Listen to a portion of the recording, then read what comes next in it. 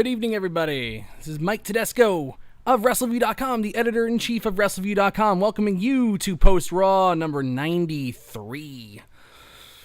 Wow, 93 shows. All right. It's SummerSlam week, and we are going to be busy all week. There's a lot of stuff going on, and basically for like the next 2 weeks, there's a ton of stuff going on, not just in wrestling, but on Wrestleview Media. On our YouTube page, there's going to be a ton of content on this channel. It's going to be insane. So, well, tonight we're kicking off SummerSlam week with Post Raw number 93. We're going to be talking, me and Victoria, who will be here shortly, will be discussing the go-home show to SummerSlam, which, honest to God, I had no clue that the Democratic National Convention was on tonight. I was looking at the numbers, and I was looking around at other sites and interactions on Raw tonight, just all around the web. You know, just did like a quick little Google Analytics thing there, and not much traction on this Raw tonight. And I thought that was really odd because it's the go home show to SummerSlam. You know, I think it's the second biggest show of the year. Some people would say Royal Rumble's the second biggest show of the year, Royal Rumble's pretty damn good. It's always good every single year. But in terms of like, you know, this time, you know, after WrestleMania, this is the second biggest show after WrestleMania, no question about it. So I thought it was really odd that, like, you know, there just didn't seem to be a lot of traction on this show tonight. And then I realized, oh gosh, you know, I started looking at, you know, Twitter and everything. It's like, oh, the DNC's tonight. I honestly had no clue. I am so mercifully, and it's for the better, and I'm much happier. I've been checked out of the news, the political news at least, not the wrestling news. I am definitely not checked out on wrestling news, but I had no clue that was going on today. So that happened. I think maybe that affected numbers tonight. I mean, you know, Yankees Red Sox was also on, you know, tonight, even though the Red Sox are not a team that anybody should be watching right now. They are pretty bad. But anyway, so we're going to be talking about we're going to be talking about the go-home show to SummerSlam, which is this Raw. We have a lot to talk about. We have to discuss the WWE ThunderDome. So we got that going on tonight as well. For the rest of the week, wow, we're busy here. We're busy here on Wrestleview, and don't miss any of these shows because we got some great content coming up this week. We have some really good stuff that I'm super psyched about. Tomorrow, I'm recording a podcast, not with this channel, but I will get you all the details once I complete the interview and all that stuff. It should be about 15 minutes or whatever. But Wednesday, no AEW, so no Wednesday Night War on Wednesday. Okay, it's just NXT. AEW got bumped to Saturday, so Saturday, TNT is having wrestling again on Saturdays after many, many years. AEW got rescheduled for the NBA playoffs. So just NXT on Wednesday, which will have live coverage. I will be providing that live coverage, God willing. And immediately after NXT, me and Jerome Weiland will be back with Wrestleview News, talking about all the news heading into SummerSlam. You can be sure we'll also be talking about ThunderDome there as well, because we'll probably have a lot more information on ThunderDome by then, more than we do today. Sounds like a good concept, though. I honestly, I have nothing really bad to say about ThunderDome right now. Moving on. Thursday. Man, I am really, really looking forward to this one on Thursday. Me and CJ Bowman are going to be dusting off the State of the WWE podcast. We did one last year, and we haven't returned to it since, and we're bringing it back this Thursday at 8 o'clock. We're going to be, it's really not even a State of WWE, it's a State of like wrestling in general podcast. We're going to be taking 3 big topics going on in wrestling. We're going to be talking about AEW, we're going to be talking about WWE, we're going to have a conversation on who has reached GOAT status in wrestling and who currently performing is getting close to GOAT status as well. So that should be a good conversation. Friday, after Roy Nemmer covers SmackDown, the beginning of the ThunderDome too, so that's a big show. We'll have Wrestleview Weekly with Doug, where he'll be giving his SummerSlam predictions. Saturday, AEW Dynamite coverage, NXT TakeOver 30 coverage, and an NXT TakeOver 30 watch-along with Doug. So that should be fun. And then Sunday, of course, SummerSlam, Wrestleview Live immediately after that. Then we have the Raw after SummerSlam, post-Raw. And then we have WWE Payback the next Sunday. So there's back-to-back pay-per-views. I don't know why they did that, but it's crazy. But so we'll be covering that, and there'll probably be a Wrestleview Live after Payback. So back-to-back Wrestleview Live. It's going to be busy. We got a ton of content going on this website. My God. So hope you'll all enjoy it, because we're going to be working hard for you. And as always, these podcasts are provided for free, so we just like doing it, and we're looking to grow this thing. Obviously, we are so close to 1,000 subscribers right now. There's a few things I can do to grow this, but we're short staffed on Wrestleview right now, and it's tough to do everything. But we'll try to grow this as much as we can. But if you know anybody who likes wrestling and hasn't seen our show, share this channel with them, share these videos with them, and have them subscribe. It'll help us in the long run. And for God's sake, if you're in the room, hit that like button. And if you have not subscribed to us yet, subscribe. Thank you, everybody, for watching. Let's say hello to everybody in the chat room before I dive into this Raw. Man, yeah, I'm like sweating. Quentin Walter says we're having a jam-packed week. I'm sweating just talking about it. It's crazy. So, Quentin Walters. Why don't we say hello to Quentin Walters? Hey, Quentin. Det Morales. He is here. Reminds me of an old Mad Max movie. Yes, and it was the worst of the Mad Maxes. Andrew Elder's here, so he will not be on the list of Victoria, so I'll have to have her cross you off. Mushun Walls. Hello. Tedesco's and Peeps. Hello. Sweet Louis Veraldi's in the chat room tonight. Excellent. Jorge Oliva. Hola to all and happy 93rd episode. Familia Tedesco, Raw Underground, no face mask with the crowd, no social distancing, not a good combo. Your thoughts?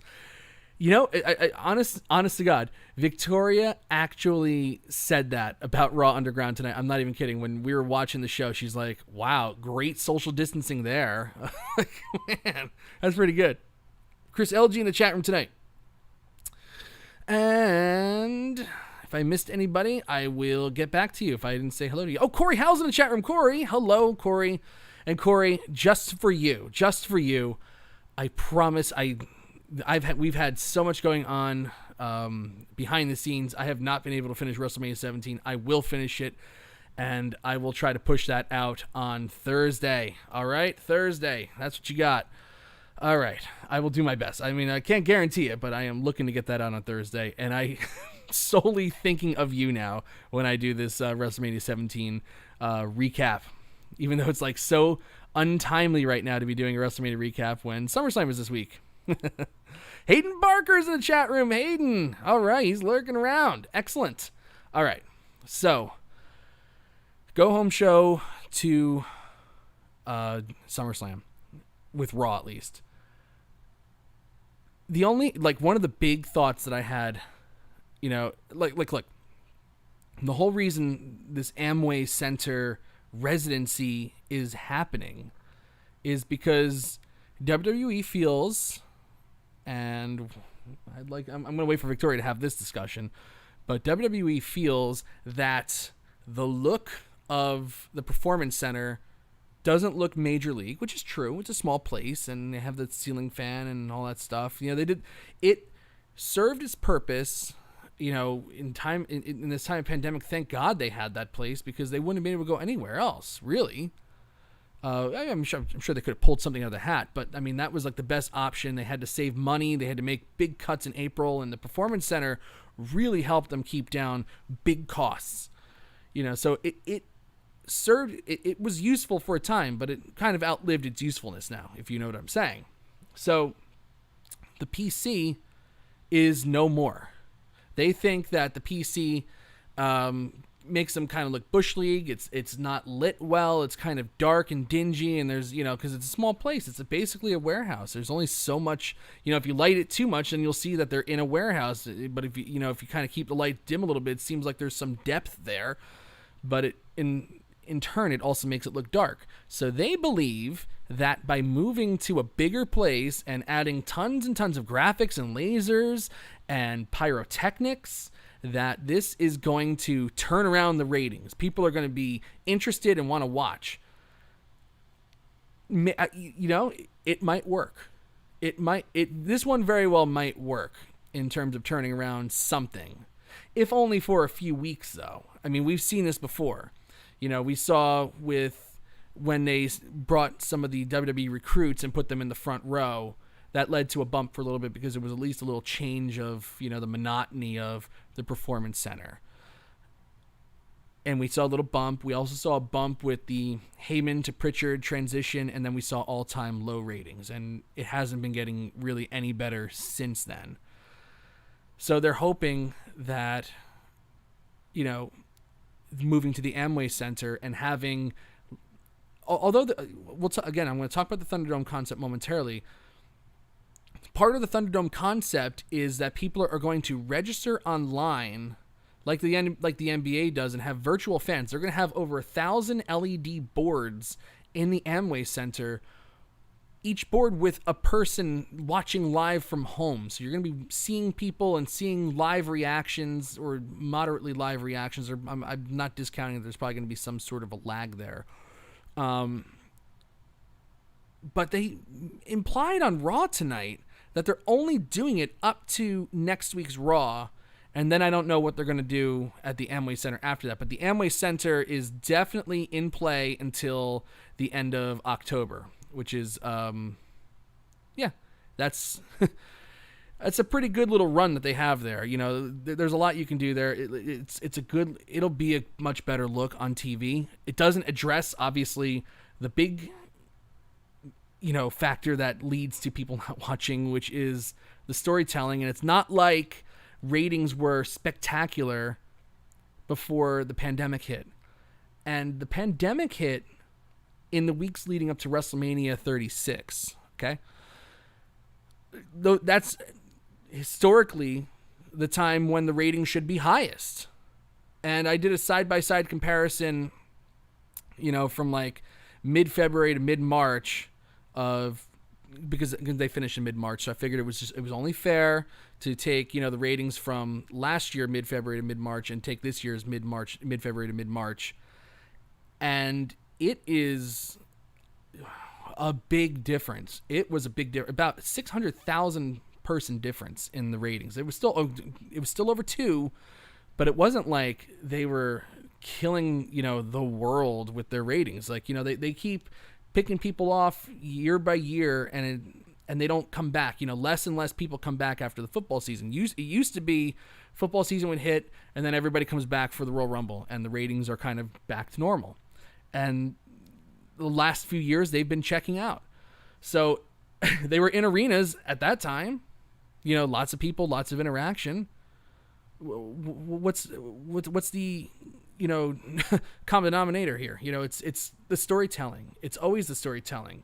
I don't care if they had Raw and SmackDown and pay-per-views all in the old smoky VFWs, with guys in button-down shirts and ties, smoking cigars and just watching the old matches like in the 60s. It could be the most dimly lit place on earth. ECW definitely didn't have a great production value, but they had a product that people were interested in and were in characters that people invested in, and you forget that it was just a very tiny little bingo hall. It's all in the storytelling and the character connections that are made, or in this case, not made. So I'm kind of curious to see where they'll go next. After the Amway Center and the ratings don't bounce back like they think they're going to. And I'm kind of worried for Bruce Pritchard in that sense too. And then when football comes back, man, that's good. It's going to be some lean times. It's going to be some very, very lean times for this company. They got to turn it around with storytelling, but I'm looking forward to making that conversation with CJ on Thursday. Now for the WWE ThunderDome,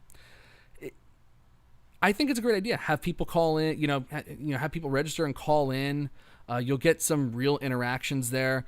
I'm sure, anybody who boos, all of a sudden their connection will be lost, and, you'll have somebody else come in that will be more forgiving of this form of storytelling. And I'm honestly starting to think that the people who are really, really into WWE storytelling and think that it's perfect are very much like that guy that broke into Sonya Deville's house yesterday. There's something off if you are thinking that everything is perfect in this company. There's just something not that ain't right. There's just something not right there. Hayden Barker, I'm looking at the chat now. Of course, CJ Bowman's in the chat room. Good, because I was just putting him over big. I'm glad he's here. Daniel Shell in the chat room. My gosh, Daniel, hon, Victoria's finally here. Daniel Shell made it to our show, so that's very good. Goosey's here. God, I hope they have a screener. When I start a Karen chant, I'll get kicked out of the Thunderdome, says Andrew Elder. CJ says that losing their biggest stars is a massive hit. For sure. Raw didn't...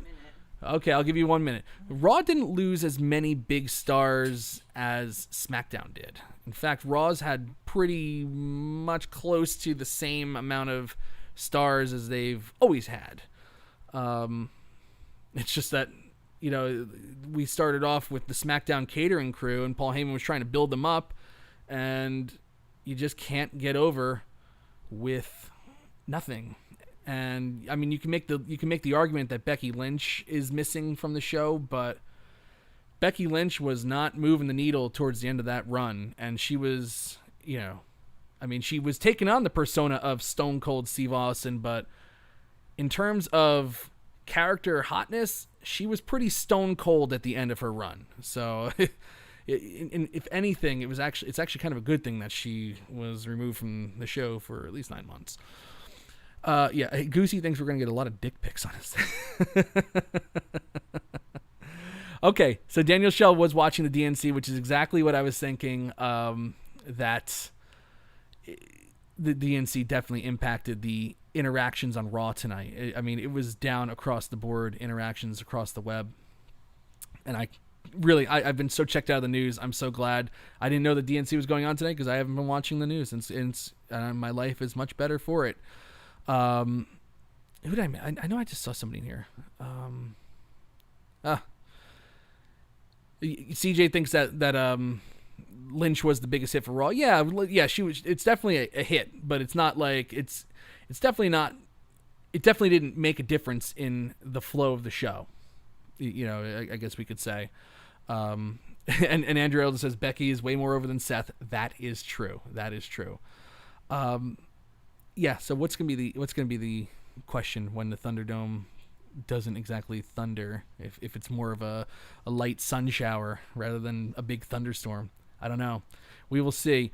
But it's kind of interesting that they said on Raw tonight that the Thunderdome is basically going up to next week's Raw. And then what? Are you going to have the Amway Center just filled? Like having the Performance Center recruits at ringside again, now in a 15,000 seat arena? It's gonna be worse, not better.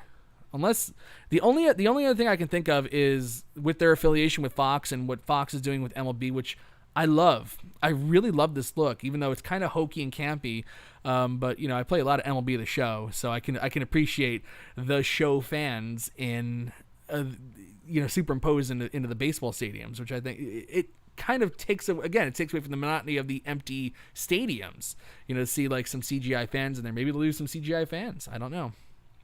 But I think it'd be a big mistake to especially if the Thunderdome works, if there's no technical glitches, if you don't get a lot of people showing their schlongs on the video screen. I think if it works, I don't see how you can not let that keep going. Damn the costs at that point. This show, the one thing it is severely lacking that does make a big difference, it really, really does, is the lack of genuine fan interaction.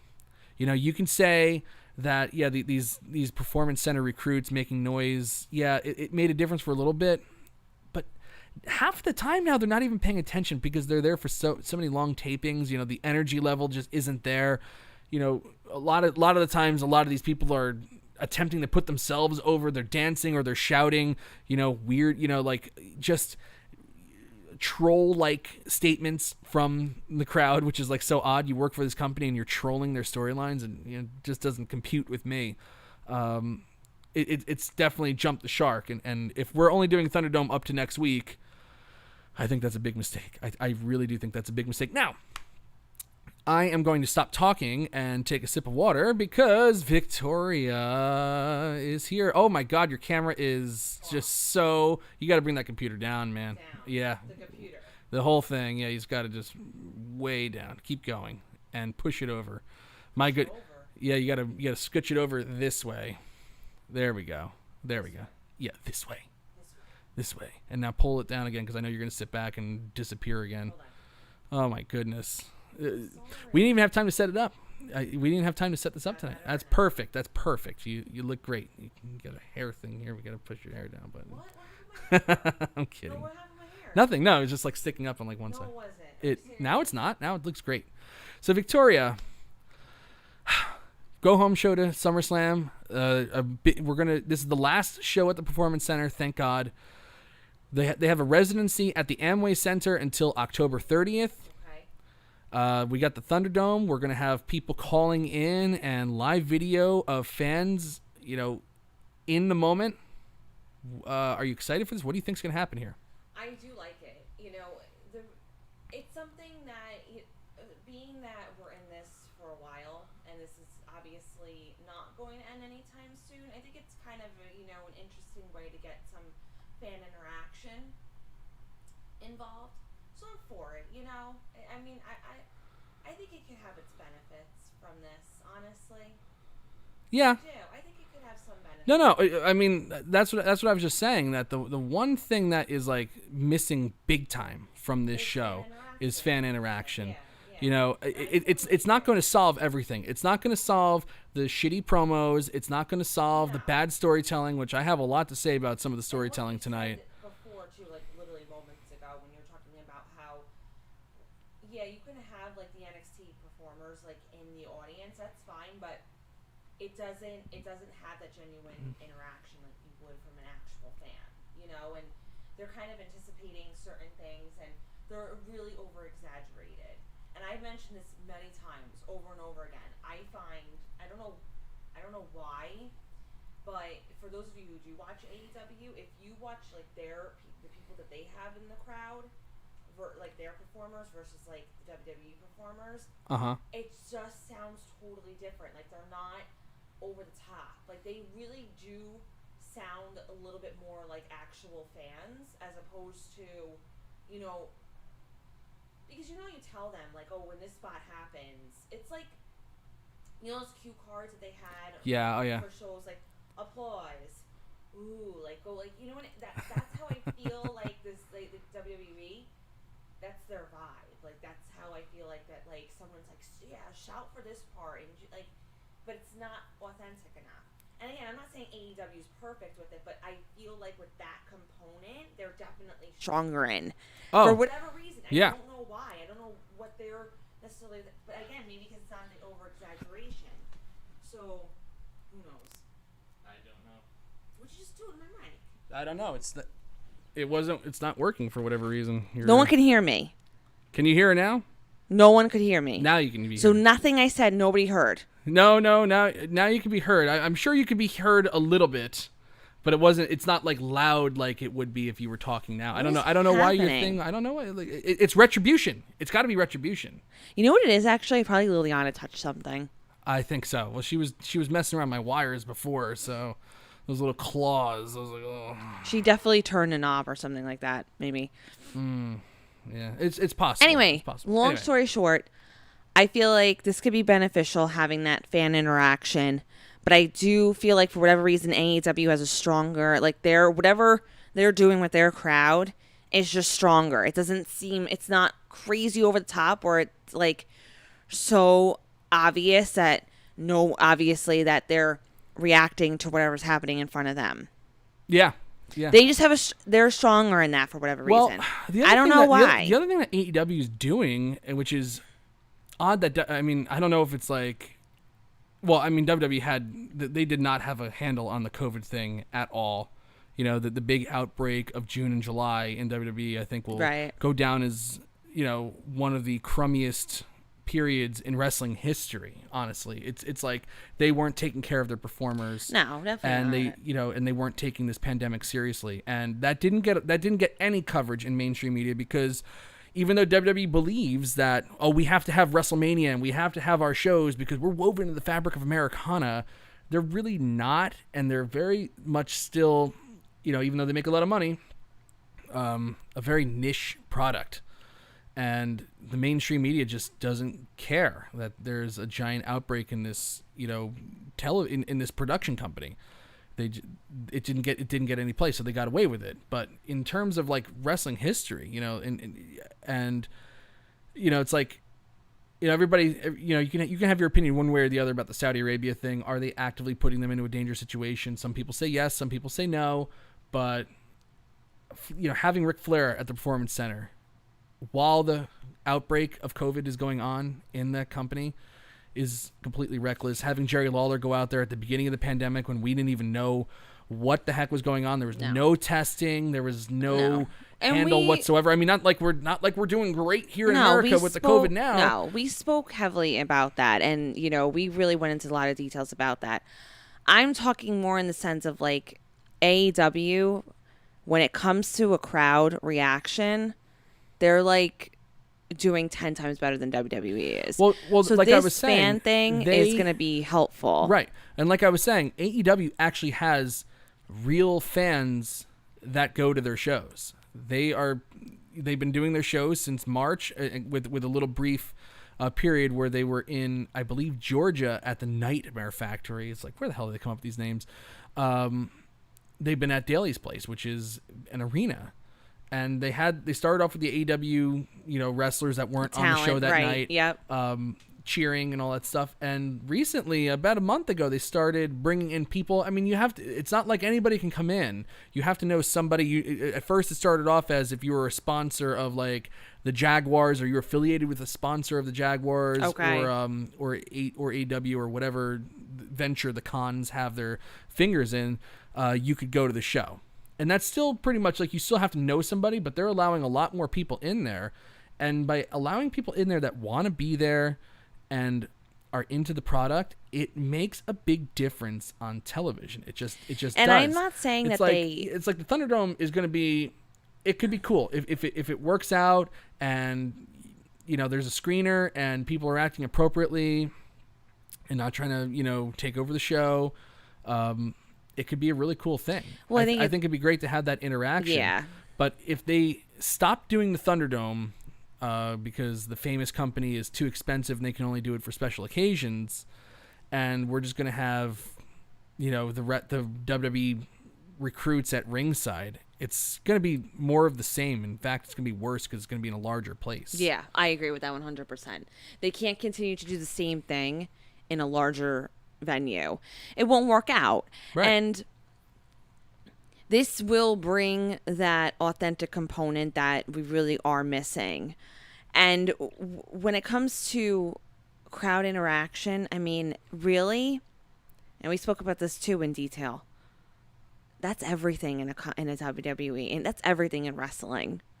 Yeah. Not these fans. It's you don't know what's going to go over and what's not. You kind of have to gauge from audience viewership at home, right? Comments on social media, but you're not getting YouTube views mean absolutely nothing, and they push those things like they mean something.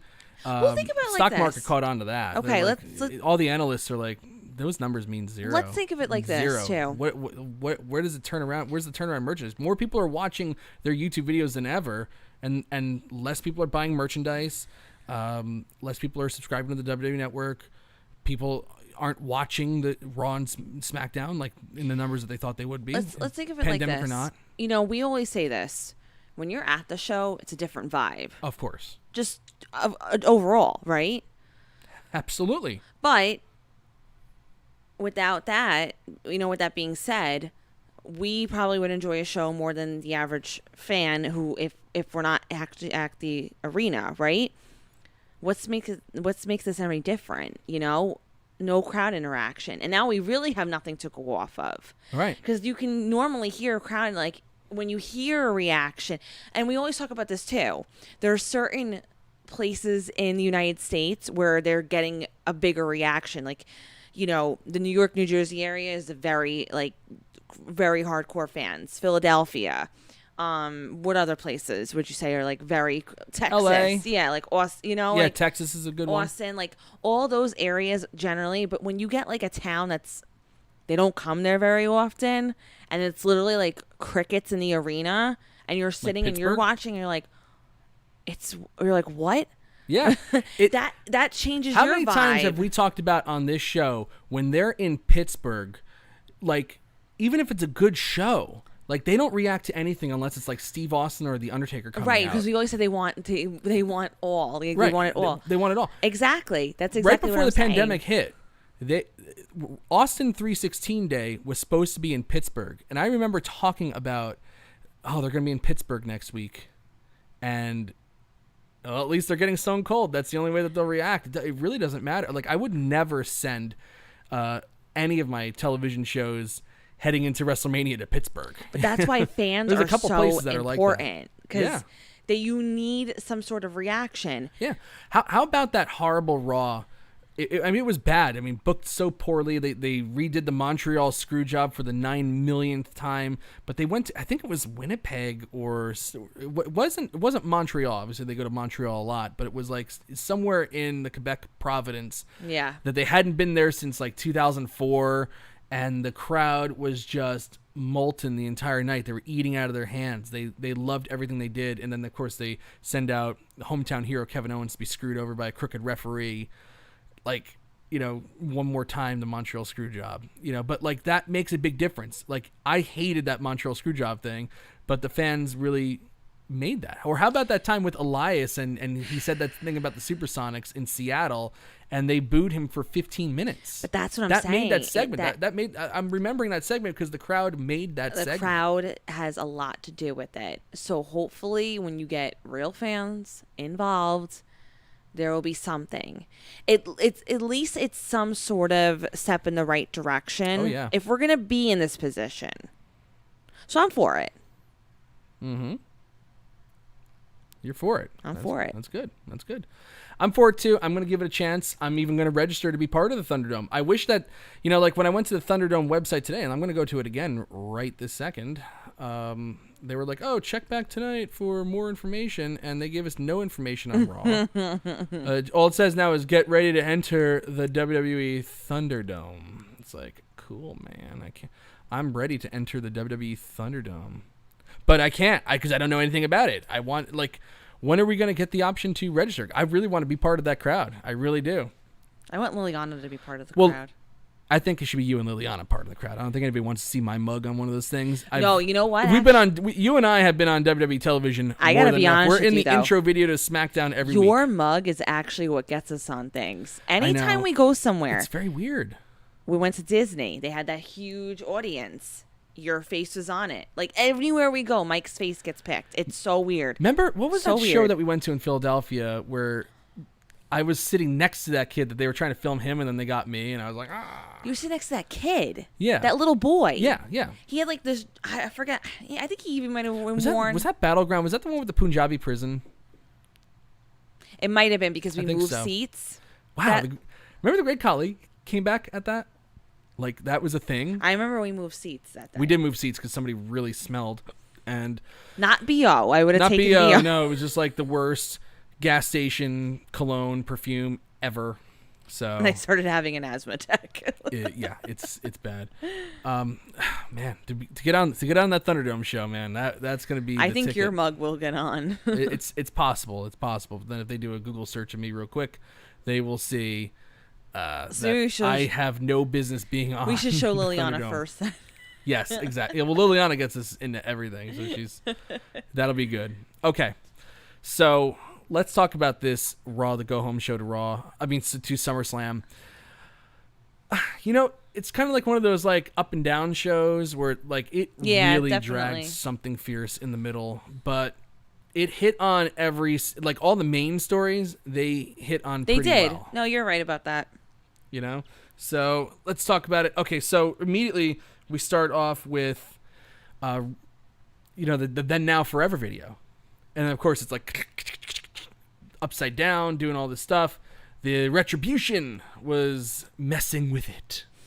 Drew McIntyre comes out and talks about what Randy Orton did last week was completely unforgivable. He brutalized Ric Flair, not just a legend, a 16-time champion, a 2-time Hall of Famer, and an icon for multiple generations. Flair's a 71-year-old man. You grew up around him for 21 years as a mentor. I'm going to hurt you. I'm not Ric Flair. I am healthy. I am 6'5", Scottish fire-breathing dragon. I'm going to hurt you, not just for everyone you hurt in your life, not just for everyone you've hurt in your life, not just for Ric Flair. And then all of a sudden, as he's talking, which I thought this was pretty cool, but I actually, you know me, I start thinking too much, and I'm like, it starts to not compute with me. McIntyre starts talking, and then they start bringing in all these different graphics. The Cryon for Shawn Michaels coming out, the Raw graphic. It's just, there's like a whole bunch of stuff going on there. And, of course, it's Retribution in the production truck. But Drew McIntyre just continues his promo. No one's paying attention to Drew McIntyre now, which I thought was weird because he was delivering a money promo for SummerSlam. And his match, without question, if they put Bray Wyatt and Braun Strowman in the main event, I will absolutely move for... I will buy I will buy thousands of dollars worth of WWE stock to be able to have a say, even just a miniature say. I will call into that company and I will put a vote of no confidence in this creative team and Vince McMahon if Braun Strowman and Bray Wyatt is the main event. Drew McIntyre is the main event of SummerSlam with Randy Orton. Would you agree with that? Oh, 100%. And like you said, if that does not happen, that's it's cool. It's all well and good that the tiny people in black masks that throw cinder blocks through windows and take a chainsaw to the ring ropes. Ooh, big, so scary. To put them over, there's nothing going on with that group yet. To like have them interrupt his promo, I didn't really like that. But I mean, I get it, like, because shortly after McIntyre said like, "Oh, we got to band together," but nothing came of that after. I really thought there was gonna be like a confrontation with Retribution tonight. I was like, and you know what? That sounds pretty good. 100% agree with you because it was Drew McIntyre. Yes, he's obviously somebody who could talk on the mic. Do it to somebody who they're still kind of working their way. Like, they have okay mic skills. You know what I mean? They kind of either are hit or miss. So you don't want them to talk for too long, but you want to give them some opportunity to speak. That's where you should have an interruption like that. Right. Somebody who is kind of in between. They can hit or miss promos. Sometimes they're really good. Sometimes they're okay, but somebody who's also relevant too. And when there's no outcome, like there's no benefit to it, yeah, it's kind of weird. Overall, though, obviously Drew McIntyre did an amazing job, as he always does. Yeah. He's incredible. He's on fire. And it's a shame that this pandemic's happening, when he's supposed to be having his run. Obviously, it's a shame the pandemic's happening in general. Of course. But, this guy has been WWE champion since April, or really since March, if you really want to get technical. April, May, June, July, August. He's been champion for 5 months, almost 6 months. Getting close, 1 month away from 6 months, a half a year. He's never performed in front of a crowd. No. As champion. But yeah, overall, I agree with you. Difference. It was a great, opening and everything. Retribution did not need to get involved in that part. I mean, it was a good angle. Oh, it was a great angle. I wouldn't have done it on McIntyre's money promo. Like I said, it needs to be on somebody. If it was the money promo heading into the horror show at Extreme Rules, fine. It's like, who cares? Exactly. That's a good point. This is SummerSlam, the second biggest show of the year, and you have your champion, one of the few guys that can take a shitty scripted promo and make it sound good. Yeah. And don't interrupt it. Don't interrupt it. Yeah. I wanted to hear I actually wanted to hear what he had to say, and I was really getting into his promo. I mean, I guess that puts the heat on Retribution, right? But he's the only one. You don't do it at the expense of your champion. No. But not he's that one champion. Of the only They do a lot of things at the expense of the lower tier champions, but not Drew McIntyre. Not Drew McIntyre, 100%. So he tells a bunch of losers backstage, including Humberto Carrillo, the Viking Raiders, Titus O'Neil, Mustafa Ali, Ricochet, Cedric Alexander, that they need to band together because he doesn't want Retribution coming over and crapping all over their backyard. and we need to stomp these guys out. Seth Rollins and Murphy come up. Oh boy, Cedric Alexander, Ricochet, of course, got some terrible scripted lines saying like, "Oh, a little," literally, these grown men are saying, "Oh, a little birdie told me." A little birdie told me that Rey Mysterio is coming back, and I'm like, a little fucking birdie. I'm supposed to take this guy seriously. You know what I'm going to do next? What? What do you think? I don't know. Why not me? Why not me? Why not me? That's my I hashtag can beat forever. Brock Lesnar. That's my hashtag forever with him. Hashtag why not Hashtag Ricochet. why not Ricochet? Man, I can't help myself. I don't know. When's it over? When's the scripted promo shit over? It's not going to be It's over. never going to be over. I know it's terrible. Anyway, Stop having like those dreams. I know. I got to stop just torturing myself. Blah blah blah. Seth Rollins and McIntyre get into it a little bit. They're pulled apart. Blah blah blah. It's like Seth Rollins starts talking, I start checking out. Hurt Business makes their entrance. Now this was actually kind of unique. I really like this. Because Retribution was in the production truck and scared everybody away. When the Hurt Business made their, even though I don't know who brought us back from commercial. I don't know how they were able to do that, or who switched the camera angle to go into the main performance center after the backstage promo with Drew McIntyre. But the Hurt Business makes their entrance, and it's just a long shot from the hard camera. Because there's nobody manning the hard camera. All the production crew ran away. There's no cameraman at ringside. There's no lights for their entrance. There's no Titantron. It's just like they're coming out, and eventually it all comes on. And then piece by piece, like, a standing cameraman comes in. And then, it seems like they don't have their stuff together. I thought that was actually really well done. Continuity. I thought that was really, really well done. That was continuity. a good look. I mean, if anything, it kind of gets the show started off in a way where it's like, okay, well, this is a little unique. Even though, like, I didn't agree with the decision to cut Drew McIntyre off. I'm not saying that it wasn't a good angle either. Okay, how about that?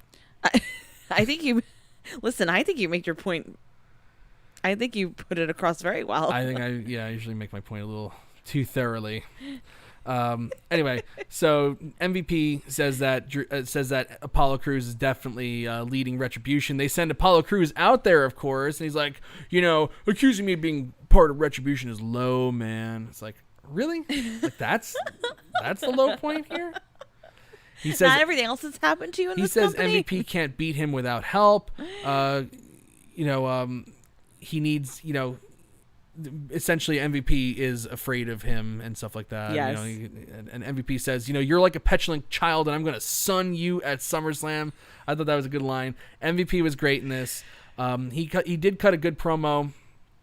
But Cruz did challenge him, said that, if I beat Shelton Benjamin, then Benjamin and Lashley will be banned from ringside at SummerSlam. They'll have to be in catering and watching the match, which I thought was a good line. I did think that was a good line. I mean, come on. Those are like amazing. Are you kidding me? Those little one-liners are really what turns a whole thing over in like 2 minutes, you know?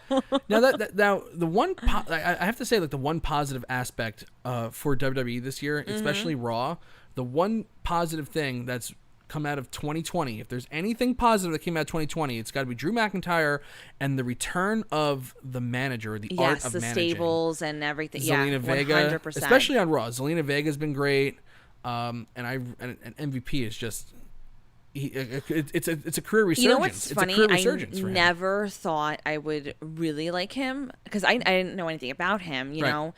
So, but when you told me a little bit about him, I'm like, all right, maybe I'll get into it and whatever. But I wasn't really sure. I was a little bit indifferent about him. Like, I don't really know how it's going to go. But when you see it in action now, I totally get what you were saying from the beginning of how, like, this could be really good. And it's great. It's amazing. This Hurt Business thing is great. I love the roasting that happens. Like, it's just so, it's like quick-witted, it's funny, and it's really, really cool. And it's not like corny. Like it just makes sense to me. That's why I really enjoy it, to be honest with you. Yeah. They are really good. MVP's doing a great job. All right. So it winds up Apollo Crews versus Shelton Benjamin. And, okay, so Apollo Crews actually had a pretty good promo against MVP. And this is so indicative of what they've been doing with this character, where it's like, you know, he in the same night, he'll do something really well. Yep. And then booking will fucking cut his legs out from under him. And they tape these shows, so you don't know why that happens. Yeah. It's like, God, like, oh, you know, maybe we should redo that. Like, as I watch this back, I realize that we're not putting Apollo Crews over very well. In fact, we're screwing him over. Yeah, in fact, we're making him look really weak. So Apollo Crews is facing Shelton Benjamin. Crews, you know, like they have like a basically like a nothing match. It's pretty short. Benjamin is on him for like a second. Crews comes back, is on him for a second. Benjamin hits him with a big DDT, and looks like Benjamin's going to be taking the win anyway. Then 24/7 champion R-Truth runs in, chased by Akira Tozawa. This distracts Shelton Benjamin, and then Apollo Crews, the face, takes advantage of the distraction and pins him with a jackknife pin. I mean, like, Apollo Crews can't even go over decisively over Shelton Benjamin? No. Are you kidding me? No. And immediately after he's attacked and left laying, Lashley goes to put a full... Mustafa Ali, Ricochet, and Cedric Alexander run down. Lashley puts the full Lashley, which is the name of the full Nelson now, on Alexander. Ali jumps on Lashley's back. Mustafa Ali, it's like his first appearance or second appearance since returning on Raw. It's like, wow, he fell off the cliff immediately. Hopefully he's leading Retribution because he is dying on Raw. Gosh. Ricochet super kicks Lashley. They knock him out of the ring, but the Hurt Business, you know, they're banned from ringside. So I guess that's what matters. But I did not agree with Apollo Crews being the one who takes advantage of a distraction. You know what finish. I think happens with Apollo Crews? So I think he has like two people who write for him. Okay. Yeah, one who really likes him and one who hates his No, guts. not even that. One who knows what they're doing and how to book somebody, right? And the other person, and they're like, okay, you get the next part, and they know nothing about wrestling, right. They know nothing about getting somebody over, and they're like, oh, we're just gonna do this. That's a good impression. That's probably exactly how they sound in the writing room too. I mean, like, well, what if we don't? What if he doesn't have to go over strong? What if he just pins him like, you know, a fluke victory? Wouldn't that get him over? I feel like there's two people that are working for him. Right. And then after the match, Shelton Benjamin big boots R-Truth and pins him for the title. So Shelton Benjamin's the 24/7 champion for that moment. But I don't understand that at all. The face gets the cheap win. That makes no sense to me. I guess, you know, it's not the ways is the means, right? No, the end justifies the means. Not really. In that sense. Yes and no, but the no part is because it doesn't build anything. It just doesn't make him look strong. It doesn't make him look strong, and also should not be, if you want to develop a character that's not really right. the flip-flopping, that's not doing it. Exactly. and then MVP challenges them to a 6-man elimination tag. So Apollo Crews chooses Ricochet and Mustafa Ali to be his partners because he thought that Cedric Alexander was injured by the full Lashley, and so they have Alexander backstage and he's unhappy. He's, you know, MVP comes up to him and is like, you know, they think you're the weak link, you know, but you would do really well in my group. And Cedric Alexander's there. He takes a sip of water. He goes. I really like this, that he went to go say something to MVP as he was walking away, and then he stopped himself, took a sip of water, and slammed it down in anger. So there's something going on with Cedric Alexander. I'm going to skip forward a little bit so we can finish talking about Apollo Crews and the bad booking, but something interesting that I noticed coming out of this I like when you find things so interesting. So Mustafa Ali is pinned in seconds. He's the first person eliminated, so fuck you on your big return. Unless you said he's Retribution. Right. Ricochet got treated like he was facing Brock Lesnar in Saudi Arabia again. He got beat real quick. So it's Apollo Crews 3-on-1 odds. He rolls up Shelton Benjamin. Just, you know, gets him with a roll up. So again, he can't beat Shelton Benjamin. After Shelton Benjamin leaves the ring, though, Cedric Alexander runs down and pins him for the 24/7 title. Which I was like, oh god, they're gonna keep him face forever. It's never. This is just stupid. It's gonna be like, haha, got you. Like, I thought that's where it was going. I was pleasantly surprised though. Crews beats. Okay. Storytelling 101, right? Are we getting a Mike Tedesco rant? You might. You don't know. Because storytelling 101 is like, okay. Please educate us, Professor. You have the person who's going to wrestle at the pay-per-view, and usually you don't have them wrestle the person they're going to wrestle. And especially if it's the face. The face shouldn't be going over unless they're losing, which maybe that is the case. Maybe MVP will walk out the United States champion because all the odds are stacked against MVP, so you would think that he's the underdog in this and he's got to win. He's the heel. Okay, anyway. Apollo Crews squares off with MVP, who wasn't in the match at all. So MVP's coming in fresh. Apollo Crews, this is his second match of the night. Apollo Crews handily beats MVP clean with a toss powerbomb, no distractions, nothing, just beats him clean. How in the fuck are you supposed to be even remotely interested now in seeing this match on pay-per-view when you just saw the face go over clean? MVP's got to be winning that match. He just has to be. Yes, the Hurt Business needs titles. They need titles. Unless. And then after that, Mr. Apollo Crews, who it's like, okay, well, they put him over strong over MVP, who's a manager, really. And then Bobby Lashley comes in. There's no question about it. Apollo Crews, it wasn't like he got beat up on during this tag match either. It wasn't like, oh, he's severely weakened. He basically got tagged in late, ran through, rolled Shelton Benjamin up, easily beat MVP. It's not like Bobby Lashley was beating on a broken Apollo Crews, but they made sure that you knew Bobby Lashley is the superior individual, the superior athlete, and Bobby Lashley should be the one going for the United States title, not MVP, obviously, because he destroyed and handily beat Apollo Crews in no time flat.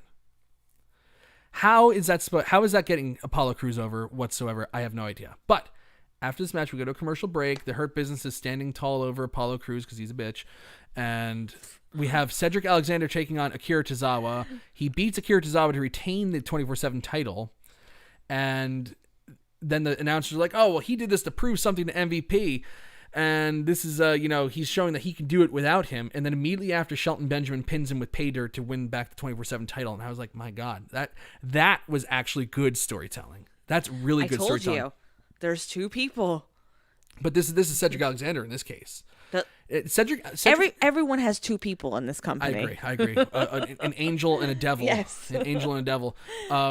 But Cedric Alexander, like the storyline, it's a very easy storyline. He's trying to prove that he can do it on his own, and then he gets thwarted, and he can't do it on his own. So eventually he's going to have to join the Hurt Business, right? Like, that's where it's got to be leading. And I think if and when that happens, I don't think it's going to be Apollo Crews that's going to be the big star coming out of this program. I think it's going to be Cedric Alexander. Now, the guy needs a lot of fucking work on his promos, but in terms of flashiness, in terms of look, he's got a way better look. Well, he's got a way better moveset than Apollo Crews, and I think he's going to be the bigger star coming out of this. If you remember correctly, a few months ago, or even maybe not even a few months ago, maybe a couple months ago, or might have been more than that, but there was a kind of like a stop and go like push with him. Yeah. Like remember he was like the janitor. Yeah, like and he was like going against Shane McMahon, and then a month later he was getting jobbed out. Yeah, so I remember. I think Pepperidge Farm remembers too. I really, really do think that here's the thing. I think with Vince sometimes, I think he sits there and I think he looks back at things, or he just gets like these little like notions to himself. He goes, oh yeah, like that kind of works, or oh yeah, I kind of like that person, but then he forgets about it, and then they do something weird with the character, and then it turns into something totally different than what you thought initially was going to happen. But I think that Cedric Alexander does have potential for sure to move up in that, like, those levels in that tier. So I would not be surprised. I think what's going to happen is, I think that maybe the initial thought was to go with Apollo Crews as the big star. And I think that's another reason why too they're making this whole like, sometimes he's over, sometimes he's not, like with his character, because maybe the big thing at the end of all this really is for Cedric Alexander, or if they're even thinking that far ahead. But I don't think or they just kind of come to terms with the fact that, like, okay, we're trying with Apollo Crews, not really working, but there's something here with Cedric Alexander that we saw a while ago, and let's try to dabble into it again. Yeah. But I think the moment though here's the problem. The moment somebody doesn't work 100% their way, they really stop with it. No, you know? it's not they. It's just Vince. Yeah. Vince got cold feet on Cedric Alexander and said, "Fuck it, we're done with him." Mm-hmm. And that's what happened to him. He Yeah. died. You know? Yeah, no. That's essentially what happened to But Cedric. I think that... I don't like him. Right. That's But I think okay. with Cedric Alexander, No problem, Mr. McMahon. There's potential there. So So there was potential when they were pushing him last year. Paul Heyman saw it, and then Vince didn't, so he gets squashed. You know, Paul Heyman saw something in Humberto Carrillo, and Vince didn't, so he gets squashed. And you know what? That's what I wanted to ask you. So when something's not working, right? Or if in Vince's eyes, nothing's working right? really. But when something in Vince's eyes is like, okay, he's just over it, right? Why do you have to completely go from one extreme to the next? Like, why do we have to like have? Oh, we're really behind him, and then all of a sudden, let's just like humiliate him. Why does it have to be that extreme? Like, why can't it just kind of like fade out what off? we were talking about earlier. Okay, so this could get me going on a fucking rant right now, because what we were talking about earlier with how important it is with fan interactions, right? Vince, there was a promo that Vince cut in 2002, okay, before the Backlash pay-per-view when Hulk Hogan came back, and it was WrestleMania 18, and Hogan was over like gangbusters huge. I've never heard reactions like that before. I mean, it was incredible. Hogan versus The Rock. Okay. Hogan was the heel going into it. He was the one who was cheered the entire time. And that threw off all their plans. They turned Hogan face the next night. The NWO turns on him. And now it's like Hogan is just getting like, he got like a 12-minute standing ovation the next night in, I believe they were still in Toronto or they went to Montreal. I can't remember which one. But anyway, I think it was in Toronto. And Hogan just got a humongous standing ovation. It's like, we can't keep this guy heel. We can't even pretend that he's a heel anymore. And we also can't pretend like he's not the hottest guy in the company and people are clamoring for him. Triple H had just returned from a torn quad that kept him out of action for 8 months. He makes his return, wins the Royal Rumble, beats Jericho in the main event of WrestleMania, wins the Undisputed title. Okay. Supposed to be Triple H versus Undertaker. They even booked that match. They even booked the match and set it in stone. So Triple H versus Undertaker. Triple H versus Undertaker at Backlash. Got it. And then the reaction to Hogan and like people were like, how can you not have Hulk Hogan in the title match? Like that doesn't make sense. You got to strike while the iron's hot. They pulled some bullshit out of their hat, moved the Undertaker out of the title match and put him with Steve Austin instead, and they had like a crummy match. And it was Hogan versus Triple H at Backlash, and Hogan beats Triple H for the title. Now, before that match, though, when Vince did make the change from Undertaker to Hogan, Vince cut this promo about how he's not going to be told what to do from fan reactions. He knows what the fans want better than the fans do. And he meant that. That promo was probably about as real a promo as you'll see in wrestling. So he truly believes that it doesn't matter if the fans cheer, like the Rusev Day thing. Fans are cheering Rusev. They want to see him succeed. They want to see him. They want to see him in title matches. He doesn't have to win the WWE title, but they want to see him in a meaty program. Right, he was left contender. Rusev Day was left off of WrestleMania 34. Remember that in New Orleans? No, I do remember that. Yeah, absolutely. And then they randomly put him, they shoehorned him into that United States title fatal 4-way, and fucking Rusev gets pinned by Jinder Mahal. Meanwhile, you have an entire stadium of people chanting Rusev Day. You know, it's like Vince truly believed, like there was an interview with Rusev today where he was talking about it, and he goes, Vince kept telling me over and over again, they're not chanting Rusev Day because they like you, they're chanting it to mock you, and it's not real, and you're just going to be staying in the same exact position. Vince thinks that he knows what the fans want better than the fans do. So like we have this big Thunderdome thing. It doesn't fucking matter, you know, who cheers who. It's just whatever whim Vince has. That's the point. I totally agree with you on that, and I get what you're saying, but my question is like, why does it have to be so extreme? When he's done, he's done. Why do we have to humiliate the individual? Why? Why can't we just let them be done? Because they got over when they weren't supposed to get over. The fans mistakenly started to find something in that character that they connected to. Because that's what it comes down to. Really? That's what it comes down to. Yes, they're punished for getting over. That's how this company works. You're punished for getting over. Look at how they tried to squash Daniel Bryan like a bug. No, absolutely. And now they think, oh, well, that's the blueprint to get every single star over. We're just going to keep continuing to kill them, and then people will just be clamoring. It's obviously that doesn't work because it has Daniel to Bryan. be. But think about at the same exact time. It wouldn't work for anybody else. At the same exact time Daniel Bryan was getting hot, who else was super hot at that time that got huge reactions and never got a fucking push or a shot? Dolph Ziggler. Yeah. Remember his reactions? Yeah, I do. When he would come out, the place would just pop, and people were excited to see him. They thought, they really did believe he's a great wrestler, and he is a great wrestler. But you start and stop with him for so many times, by the end, it wasn't a fever pitch for the guy. Even if he wins a title, it's like a consolation prize. They keep killing it's his hard reaction. To get behind somebody. People give up after a while. It's like it's amazing it didn't happen with Daniel Bryan, but that shows the enduring, legacy and the connection that Daniel Bryan has with his fans.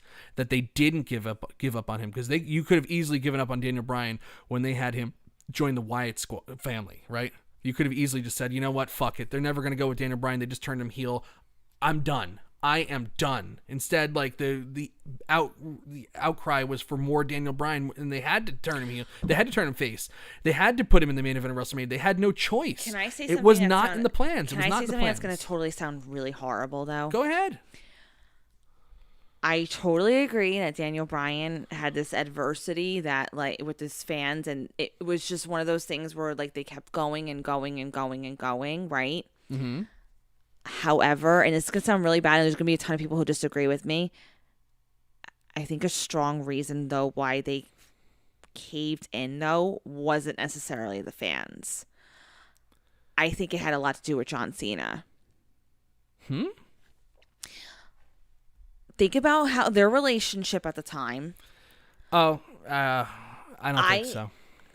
I'm not saying John Cena necessarily went out of his way to be like, oh, you got to really give Daniel Bryan a chance or whatever. I'm saying even in casual conversation, he's not an idiot, John Cena. No, John Cena actually put Daniel Bryan over in a big situation at SummerSlam 2013. And right. So by that point, John Cena was picking and choosing who he wanted to work with. Right, but what I'm saying is, I agree with that. I don't think he had anything to do with the WrestleMania thing. I don't think he had anything to do with the WrestleMania thing, but I think his opinion is very valuable. And I think if somebody like John Cena says to Vince, Daniel Bryan, go with it. I think that I'm saying that they might consider it. I'm not saying Daniel Bryan's going to get the genuine crowd reaction, had the adversity, had what he had that he did. It worked for him to just keep going and going and going, and that his fans really, really were committed to him, loyal to him. I'm just saying, though, it doesn't help when somebody who's... Daniel Bryan did a lot of his own. I'm not saying that. Mm-hmm. He's obviously well before even John Cena, him and his sister, whatever. Yeah. But, I'm saying it doesn't hurt to have somebody like John Cena say... Sure. We have no evidence of that, though. No, we don't have evidence of it. I'm just saying it's just a theory. We do have a lot of evidence, though, of Vince McMahon. The only show that he will get pushed around on is WrestleMania. If he thinks that there's a chance that the crowd is going to turn on WrestleMania and, make it like the Royal Rumble 2014 when Daniel Bryan didn't come out in 2015 as well, where they hijack the show and kill the ending of it. If he thinks that there's a chance of that, look at Brock Lesnar versus Roman Reigns twice. You would think Reigns is going over each time. But the reaction heading into those shows was, no, if Reigns wins, we're going to boo the fuck out of him. You know? And they did it in 2016, and they had to turn the music up so loud that you couldn't hear the fans at the end. Vince doesn't like when WrestleMania gets hijacked or pushed around or people leave saying that they weren't happy. I really do think that affects him very much. And he will make decisions that are interesting to make sure that the reaction is what he wants. And I think that he knew that if you put Batista and Randy Orton out there in the main event of WrestleMania, that's going to be the fucking shits. It's just going to be shits. Okay. And it's like Daniel Bryan's a hot hand. They want it. Fine. That's what we got to do. And then after that, we're going to put him in a program with Kane, and it's going to be a nothing program. Do you get what and then I'm he gets saying, hurt. though? Did you get my point, though? I got your point. I don't think he's... I don't think it was heavily influenced. I don't think John Cena... Again, I'm not going to sit here and say John Cena had a really strong hand in him. What I'm saying is though, I think if he might have said something along the lines of like, just go with it. Yeah, he might have. 15 people might have. At the end, it's. Yeah, but John Cena's opinion matters a lot. Sure, but John Cena probably would have said, "Oh, you got to put me in the main event too," you know. Instead, he had a random match with Bray Wyatt at that show. Yeah, well, it's John Cena though, so. It's John Cena. What is this thing with this Demi Burnett and the Bachelor thing? Like, is she like trying to get into wrestling? Like, do you know anything about this? I don't watch The Bachelor or The Bachelorette. I know you don't watch The Bachelor, but do you know anything about this Demi Burnett? No, but that's what I'm saying to you. I don't know anything about that show. So I'm like one of the only females that I know that doesn't watch that show. I have no clue. I'm gonna look something up real quick. Okay, go ahead. But I don't see Victoria's with the glasses. See, don't they look good? Never mind. I know that. I think the glasses look good. Anyway, so Demi Burnett is flirting with Ivar and Angel Garza, and then Ivar and Angel Garza, get in a fight, and Angel Garza beats Ivar. Later on, Ivar is in Raw Underground, and he's supposed to face Dolph Ziggler next week, like we're supposed to care, a guy who got beat by Angel Garza. So, I don't know. Raw Underground. Are we even pretending that there's any purpose to Raw Underground other than to just kill time and kill the Doug's milk carton?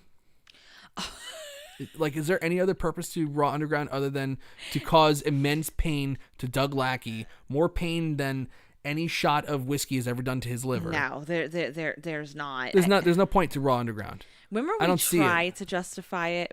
We actually tried to justify it. We tried to make it like that's something that could actually be. Yeah, like we're gonna give it like a tiny chance. Yeah, and now it's just shits. It just looks stupid to me. Anytime I see it, I automatically want to like throw up at this point. No, I'm being serious because it's just dumb. At least they got rid of the strippers. I mean, like that's progress, I guess, right? Oh yeah, we got rid of that. Like, so we're really moving up. Man, like Raw Underground is like when they said that the 24/7 title was going to be defended in the 10 o'clock hour, and that lasted for a week. It's like, I'm kind of waiting for Raw Underground to wind up in the Hall of Pain on what the hell's that website? Wrestling with Regret, or God, I forget the name of that website. The one where it's like the worst of pro wrestling. I forget I cannot remember the name of the site for the life of me. But I know the guy Reynolds, RD Reynolds or something like that. I don't know. Anyway, I'm kind of waiting for that just to go the way of the dodo bird. So, okay, let's talk about some bad storytelling tonight. So it turns out that, they did a video reveal of Zelina Vega actually poisoning Montez Ford, which is what everybody thought it was going to be at the beginning, and then she denied it, and it was like, okay, well, maybe they'll have something creative. Maybe they're going to use that as like a vehicle to get like a new tag team over or something. Maybe it's the Undisputed Era. Maybe it's something.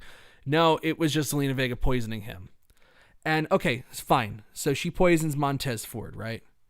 And then Montez Ford comes back and the Street Profits beat up Andrade and Angel Garza. Fine. Why? Now, they did this poisoning angle with the guy. Is it going to make anybody give a shit any more about this tag team match? No. No, it's not at all. And the reason why is because you, at the very least, if you're going to tell that story of the poisoning, it should have an effect on the pay-per-view where it's like, is Montez Ford, okay, so he's medically cleared, but is he going to be recovered enough? Like did he just barely get medically cleared? What is it? Did he just make all the check marks right at the end? Like, can we have a little drama going into SummerSlam? You're doing this whole poisoning angle. Can we have some drama, right? Right. No, Instead, they have him go out there and face Andrade like he was never poisoned, like nothing ever happened to him. And now we know that he's totally and completely fine leading into SummerSlam, which is fine. I love Montez Ford, and I could watch that guy work all night. I could watch him throw drop kicks for 3 hours straight. If he was on Raw Underground just throwing drop kicks, I would like Raw Underground. Yeah. Okay? The guy is just so supremely talented. But of all the times where you shouldn't have had a Montez Ford match, it was tonight. You have you're doing the poisoning angle. Have some drama where it's like, is Montez Ford going to be okay at SummerSlam? Yeah. He was medically cleared, but is he 100%? Right. Is he 100%? Right. Is he only 75%? Well, especially with this type of there's, angle. now there's no drama whatsoever, and it's like, No. well, why did we do the poisoning angle to begin with? Right, because especially with a poisoning angle, right? That's obviously, if somebody were legitimately poisoned, it would, even though like, yeah, they have things medically where they can take the toxins out of your body and, you know, whatever. But obviously, if somebody were legitimately poisoned, it would have effects on your body, not only physically, but emotionally and mentally, right? Mm-hmm. So yeah, there's one or two ways they could have gone with this, right? Yes, he's medically cleared, right? He's physically, whatever, they did whatever they need to do to remove the toxins, fine, great. But one, questioning whether he'll be in the match for SummerSlam, right? Or two, he is in the match, but he didn't have to perform tonight, right? Right. But he winds up performing at SummerSlam, but there's still like some sort of effect from him being poisoned. Like maybe in the middle of the match, he starts to lose it a little bit, or, you know, he starts to stumble, like he's not feeling right still. Like there's no suspense there. Right. Having him perform negates totally, made the thing totally useless. Pointless. It was totally pointless, totally useless. There was just no need for it. There were so many things that you could have done. Like, I'm not saying I was crazy about like the poisoning angle to begin with. No, however, I did not like it. But if you're going to commit to something, commit to it, see it through, and see what you can do with it. There's a million different. I'm going to make a weird example of this. They do it all the time on soap operas. They really do. Somebody has a twin. Somebody does get poisoned. Somebody does this. Somebody does that. But they do commit to it, and it's very exaggerated and like a little far-fetched from what can occur, fine, but there's still something that goes along with it. You're going to do something like this, let's see some sort of outcome. Right. You know? Like there has to be like some kind of advantage to the heel team. Granted, instead, they have no advantage whatsoever. Granted, maybe they can still do something. That's where the drama is. That's where the drama is. Right. You know, it's like I don't care how long ago it was that he was poisoned. You're doing a poisoning angle in wrestling for a reason. Like why wouldn't we just go all the way and at least just have it like, you know, like you attack somebody's shoulder and that's the main storyline going into like the pay-per-view, and then, you know, depending on how well they sell, you know, it's like, okay, they really sell the shoulder. It kind of makes the match, because it's like, okay, well, that's the advantage that the heel has, and that's the thing that the face has to overcome. Right. But Montez Ford isn't even overcoming anything. It's just like he was poisoned for what? It didn't get anybody talking, I guess. But, you know, it could add a little drama to the match on Sunday, and I don't know. Maybe she re-poisons him. But I thought it was just incredibly showing a lack of creativity that everybody and the commentators, everybody knew it was Zelina Vega, and it's like, well, you know, she denied it, and she did kudos to her for her acting that she denied it, and it was like it was a good denial. I really thought that it was going to lead to something else, you know, like a new tag team debuting or something like that, because God knows they need tag teams that mean something. Right. I don't know. It just went nowhere. It literally went nowhere. There was no purpose to the poisoning other than to try to just elicit a response and get people like, ooh, they did a poisoning angle on WWE. Oh, that'll make me watch again. Yeah. They had Montez Ford act like Ric Flair having a heart attack in WCW 2000. Yes. I want to watch that, because I love WCW 2000. That was By great. the way, Demi Burnett, I just looked up briefly about, you know, what she's been doing at post The Bachelor. First of all, her and her boyfriend did break up from the show, apparently. I don't know. They broke up recently. But in terms of WWE, all it said was that she's been appearing on Raw. She may continue to. She is trying to Is she trying to get into wrestling? I don't think she's trying to get into wrestling, but I think she's trying to venture out a little bit into other things. So she has gone back into modeling. She's also part of this thing called Sex Positivity, where it's just equality in both the genders. Cool. And then obviously she's putting herself out there with I'm assuming this is more not even like getting into wrestling, but probably some sort of like acting. So it's just getting her face out there. And that's all I really know, because I don't watch those shows. So Yeah. CJ's trying to say that adrenaline is a thing that could have made Montez Ford come back, but it's like they have to tell that story on commentary. They don't. See, so it's like we can come up with ways to justify it. It doesn't work though. I do see what he's saying on that, because yes, it's almost like that. I get it too. No, absolutely, of like that course. radioactive, like all of a sudden he's got this like monster strength. Yeah, it's like the big Hulk up. Yeah, but to your point though, it has to be said. You story. can't show it necessarily. Like yes, you can. Like he can come in like a raging lunatic and all of a sudden have these intense like moves and everything else. But somebody's actually physically has to say. Otherwise, not everyone doesn't make that connection. Like someone like CJ's smart enough to maybe put those pieces together, but not everyone's like has the intelligence of somebody like CJ to make those connections. The commentators are the ones who are supposed to discern the story, right? And if they don't discern that story, then adrenaline doesn't. Adrenaline needs had nothing that to do with narration. that. It's just over. It needs that narration to it fill those. That. Well, because not everyone gets it. Not well, again. No. It's not the story that they're telling. Montez Ford is totally fine after If being they're poisoned to the point where he passed out multiple times and had to be carted out of the arena. I'm not saying like that. What I'm saying, I'm not saying their story is that it's done. I'm not saying he's saying that. No. I'm not saying he is either. I'm just saying the story that WWE is telling. Yeah, no. Is that it's done. Yes. That's it. Yes. No. That's their story. Right. That's where they chose to go with that. That he got poisoned and it's over. Like you said, you need that commentary to say, right, this is what's going on. Because not talking about this storyline. I'm talking about in other storylines. If that's where they were going, you need somebody to physically say it, because not everyone's going to make that connection. Right. Here's some more stuff that's just like, now, like, granted, Mickie James means absolutely nothing to WWE now. Nothing. You know, she's in that age bracket that they hate. You know, they don't see anything for her anymore. But the woman tore her ACL at a house show in June of 2019, hasn't been able to have a match in a year and 2 months, even though she was cleared in March. They haven't brought her back, done anything with her. And now she finally has her comeback match tonight, right? Against Natalya. And how does this creative process go? So it's just like, hey, Mickie, so this is what we got for you tonight. You're gonna face Natalya.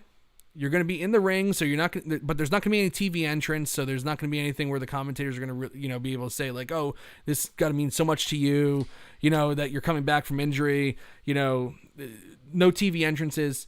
You're going to wrestle for a few minutes of just meaningless nothingness, and then Seth Rollins is gonna come out and have a conversation with Samoa Joe, and we're gonna concentrate on that the whole time.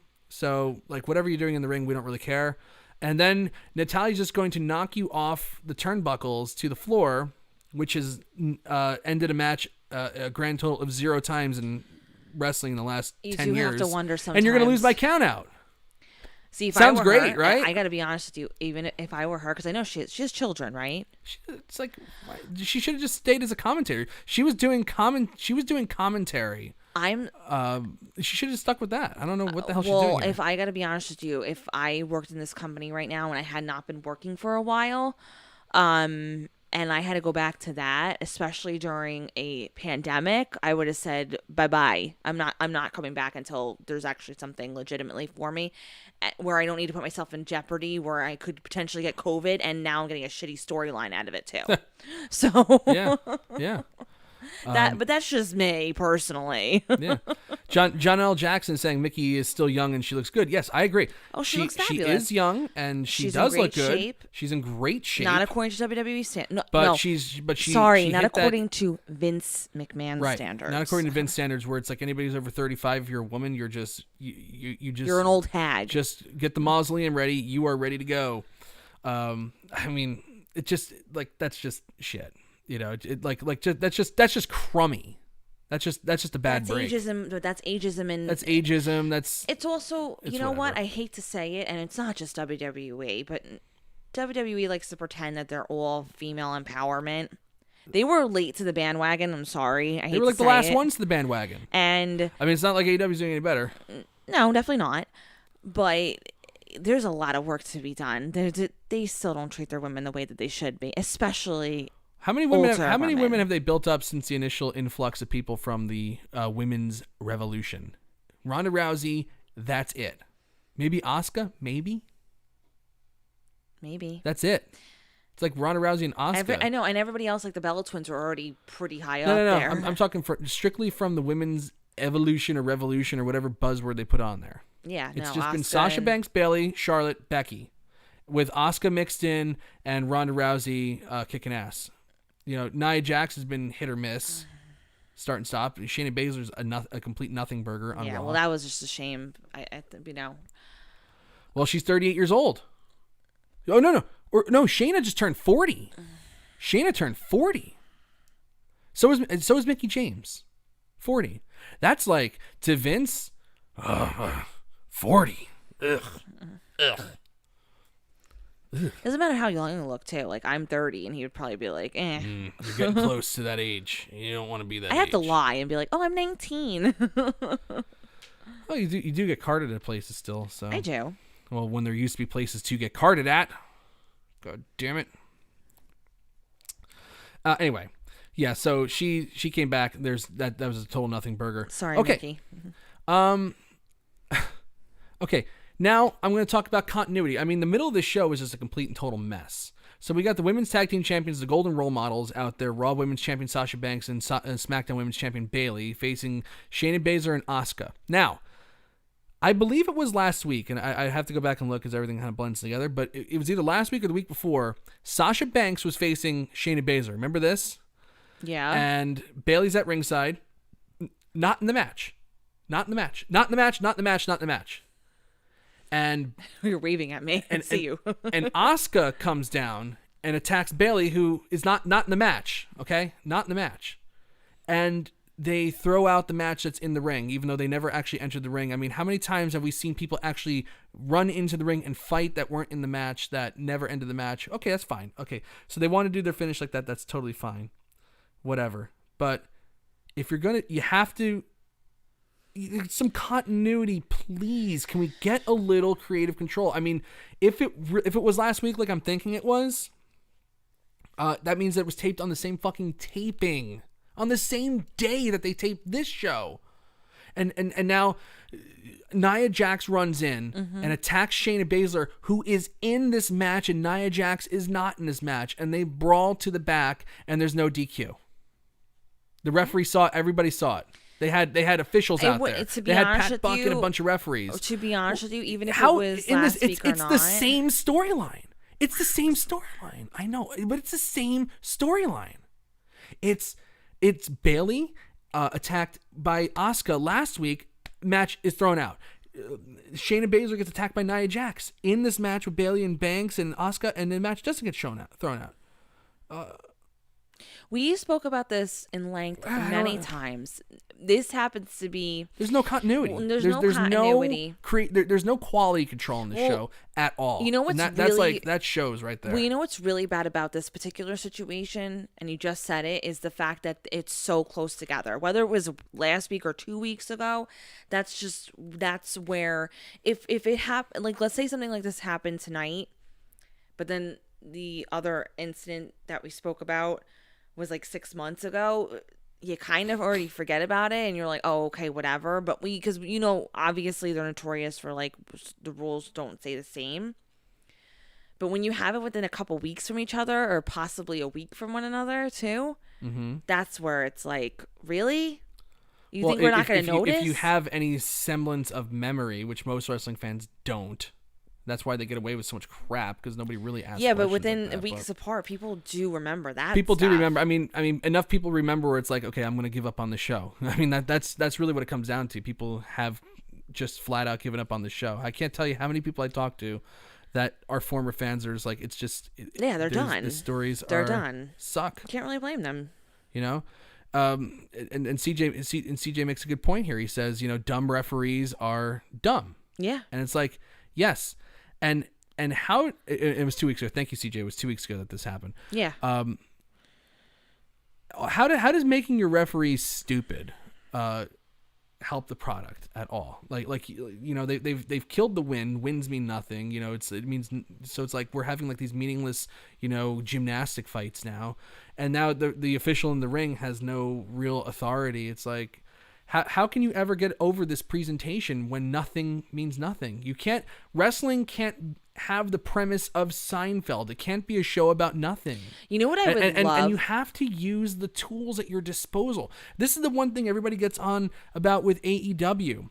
The fact that they won't use tag ropes. The fact that they took away tag ropes, which, leads to the heels never really being able to cheat because there's no tag ropes to begin with. Like they're taking away tools that can help people get over. If you have a solid referee that enforces the rules, and then eventually you have somebody that gets in there and breaks the rules, it's more meaningful than if the guy's just a complete and total dickhead and you break the rules on him, right? If you have tag ropes and the referee makes you adhere to those, and then when his back is turned and you start choking the person with the tag rope, then that gives the heel an advantage, and that's a tool that they use to get over. If you continue to take away tried and true methods just for the sake of change, that's why this genre, as Alex Trebek says, genre is going the way of the dodo right now, because they've killed everything that makes wrestling. It's a simple concept. Two people get in a ring, they have an issue, and they fight, and whoever wins, usually they take off. AEW, remember they were going to make the wins mean something really, really big. And now you had fucking Darby Allin 2 weeks ago, who was number 4 in the title hunt, just randomly gets a title match. It's like why? What did he do to deserve it? Nothing makes sense at all for anything. That they really need to do a hard reset on this product. They just do. It's trouble.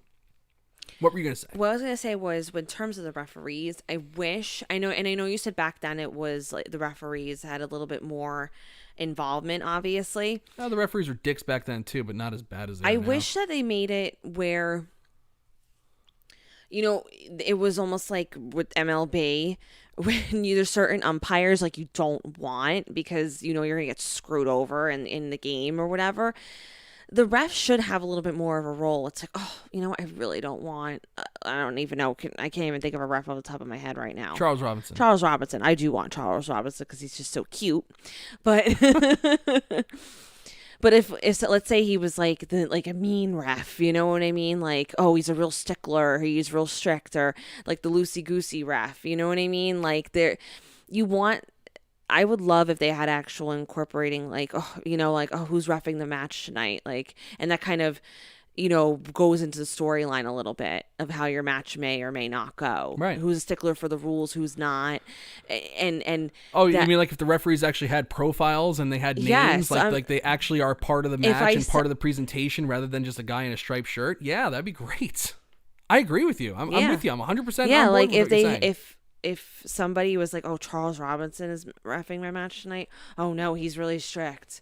We're in trouble. You know what I mean? If the heels were, whatever the case may be, but them having some sort of incorporation would really, really change the game up a little bit, because them determining who's Joe West? We always make fun of Joe West, the big fat umpire that everybody hates. Nobody likes him. Or when Angel Hernandez is the home plate umpire for your game, at some point you're going to get fucked. You just are. But I would love that. Charles that would Robinson's be great. reffing tonight. They used to have that. I mean, who that's just, what I who was saying just before. brought up, No, it was so stupid back then. No, there were still guys that were dicks back then that were stupid. Tim White was not the best referee of all time. Who just mentioned Andrew Elder, of course, Mr. Wrestling Historian, mentioned slow count Nick Patrick. It's when Nick Patrick was refereeing the match. Great. That's great. That Nick Patrick there was going to be some sort of tomfoolery because he was a heel ref. Danny Davis. That would be great. Dastardly Danny Davis. That's what I'm saying. You want Bill Alfonso when he was a referee. There were guys that had profiles. Not just the woman. Earl Hebner had a profile. The woman ref. Earl Hebner had a profile where it's if you shoved Earl, he would shove you back. Okay. And it's you don't fuck with Earl. Case in point, right?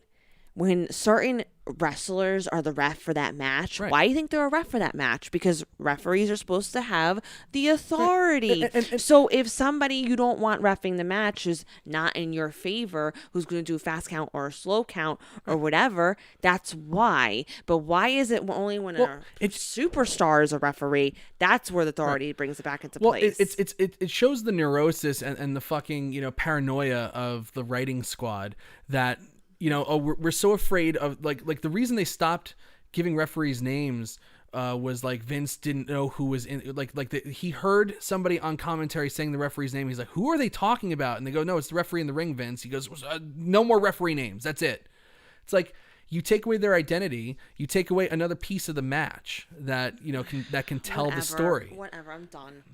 I'm agreeing with you. I know. I'm not saying you're not agreeing with me. You need to chill out, dude. Chill. I am very chill. You're not chill. You were opposite of chill. But like these are all tools that can be used properly. That can help tell your story. And by taking that away, you're limiting your ability to tell a story. I'm going to do this from now on. Okay? Oh, I had a thought. And I slipped my mind. But go ahead. Okay, well, I had a lot of thoughts that slipped my mind because of you, all right? So get over it. I let you fucking talk all the time. Jeez. I love you. Anyways, we're going to do this, me and you, okay? Okay. We are going to the current roster, the current storyline. No, I can't do it. You're doing it. Oh. We're going to write. And we're going to do pretend writing. We are going to write as if these things were actually happening and what we would actually have changes and what would actually go on with these current storylines.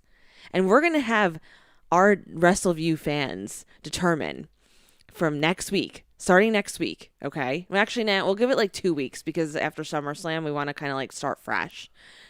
And we'll compare what we thought to what they actually put out there and see which ones the fans like. Yes. Yeah. Oh. Let's do it. Okay. Let's do it. We'll have a little comparison. I don't know if I'm really busy this week. Okay, that's what I'm saying. Let's do it after SummerSlam. All right. That's fine. After your, all your podcasts. That's fine. And don't forget, we have a pay-per-view next week. Payback is next Sunday. Back-to-back fucking oh, God. Back-to-back pay-per-views. Okay. Back to bad storytelling. All right. So Shayna gets attacked. We're still talking about this match. Can we go on? I know. No. So Bayley has lost to Kairi Sane, who is no longer around. She has lost. I forget who she lost to. She lost to somebody else. But tonight she loses by submission to Shayna Baszler. Like, how is the champion losing so much? And like these people that are beating her aren't number one contender because they took away that piece of storytelling as well. Okay, fine, whatever. But Asuka taps out Sasha Banks. Shayna Baszler taps out Bayley. Is there any chance? I think Asuka is going to lose twice at SummerSlam. And I think the payback match is going to be Asuka and Shayna Baszler versus the Golden Role Models for the tag team titles. And that'll be like their consolation prize. But can you actually see that? Because everybody's like, oh, Asuka is going to finally break this up. I actually think Asuka's losing both matches, especially after they both friggin' tapped. If that happens, I'll cry. But yes, I couldn't see that happening. People are so clamoring for Sasha Banks and Bayley to break up. Obviously, the iron was super, super hot for the breakup in 2018. And then fucking Dr. Shelby happened. Remember that? Dr. Shelby. Do I remember that? Of course I remember that. That was shit. All right. Well, was it 27 or was it 2017? I don't remember. I can't remember. It was horrible. No matter I what remember it was. Dr. Shelby was involved. It was bad. Couldn't tell you which year. It was bad. It was really bad. But everybody's kumbaya now. Like, I can't believe people are still. I cannot believe people are still clamoring for Sasha Banks and Bayley. I just can't. You like Bayley. CJ wants us to stop taking Doug's gimmick of fantasy booking, but I'm not taking gimmicks. Fantasy booking is what wrestling fandom. Excuse me, CJ. I am not taking any type of thing at all. I have my own thoughts. I'm just saying. If we take away his fantasy booking, though, I mean, like the milk carton is dying. That's going away too. The WWE's killing his milk carton. No, I'm not taking anything away. How dare you? but fantasy booking is what wrestling fandom is built on, and there's always a healthy dose of it. Listen. Everywhere. I'm in a quarantine with a 10-month-old who has teething, and I'll do whatever I want. She'll do whatever she wants. This woman will do whatever she wants. Anyway, so back to this. The champions lose way too much. Champions lose way too much on this show. Well, I don't mind Bailey losing so much, but whatever. I mean, not only did they lose, not only did they both tap out as just regular singles champions, they have tapped out as tag team champions. So that should put Asuka and Shayna Baszler at the top of the list now. Yeah. Maybe that'll happen at SummerSlam. Who knows? Okay. Fucking end, please. Ruby Riott and the Riot Squad shit versus the Iconics. I can't watch that anymore. I just can't. We don't even need to talk about it. Nope. Bye. I can't. Fast forward. But I literally can't do it anymore. I can't. Okay, Rey Mysterio comes back. I mean, he had his eye popped out last month. Totally fine now. I mean, he's pretending like there's an issue. He's wearing an eye patch, so that really puts that Doesn't over. work that way, but whatever. I mean, you would think having your eye popped out that you wouldn't have really good hand-eye coordination to hit somebody with a kendo stick and stereo and in the right spot, but he apparently You does. don't. Again, I know somebody. I'm kidding around. This was actually a really great segment with Ray and Dominic. He talks about Ray talks about the pain he felt since the horror show at Extreme Rules, the pain of losing an eye, and then the pain of watching Seth Rollins destroy his son with a kendo stick. He's going to be in Dominic's corner. Dominic says he knew what he signed on for when he signed that contract, but he's going to defend his family. He's ready. Really nice, touching moment. They really hit on the drama there. I was into it. Seth Rollins comes out. The Mysterios attack Rollins and Murphy with the kendo sticks. I mean, this is like, I get it.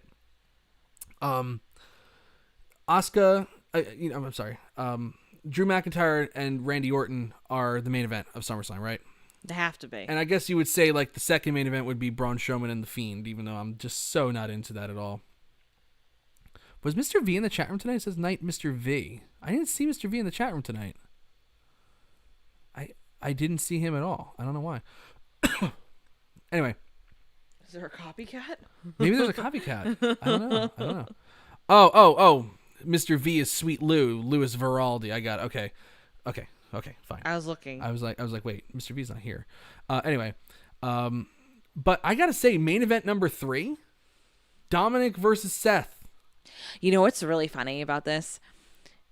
It reeled me back in because it was like, oh, I'm so over like with the eye for an eye. And again, Mysterio and Rollins had a great match, but the eye for the eye BS was like so dumb. Yeah. But this is like pulling me back in to really get into this storyline with this feud. I am really, really, really looking forward to this. I think Dominic is really, really good, and I think if he has a good showing here, it's going to go a long way. This is going to be like they are treating him make or break for him, really. They're treating him like he's a superstar, and and he's performing and acting like a superstar. Yeah, this could be really life-changing for him. He's good. He's good. I really, really like this kid. He could use some work on the promos, but anybody, you know what? Anybody new can get the promos. Yeah. All right, finally, we've reached the end of the show. Shawn Michaels comes out, talks about Ric Flair, gets choked up, says that Randy Orton's going to lose at SummerSlam. Orton, of course, comes out, gives him an RKO, punts him in the head, and then Drew McIntyre runs out, attacks Randy Orton, checks on Shawn Michaels, and then McIntyre gets an RKO from out of nowhere. Simple storytelling, very good stuff. I'm really looking forward to that main event, but the most striking thing of all from this match, from this segment. Yeah. I don't know if you can see it. I'm not even gonna play the GIF. I don't even want to play the GIF, but I just want to just that's Shawn Michaels right there. Oh my god! He grew his hair back after he was bald. Remember that? Remember when he was bald? Of course I do. And so he grew his hair back, and he's always wears that baseball cap. I mean, this guy is fucking bald. I mean, Father Time has not been good to his hairline, and I shouldn't be talking about anybody's hairline, honestly. But I mean, he's got the old man 3 strands of hair right here, combed back, and then the little skull cap here. He's got what Liliana had. He has Liliana's mohawk right now. That's all he has, the old man comb over. like that was the most striking thing. I was watching this. I was like, oh my God, Shawn Michaels is really fucking old, and he looks really fucking old. His hair looked so. Oh my God, I know. Don't do that. Oh my God. We don't like we don't like it when we do it to the women. Don't do it to the men either. I can do it because I'm a guy. Okay. I mean, Fair enough, I he's guess. bald. He's bald. I mean, wow. I mean, this is a guy who had a long, beautiful hair, and oh God, Father Time is such a nasty son of a bitch. That's the only thing I got out of this segment.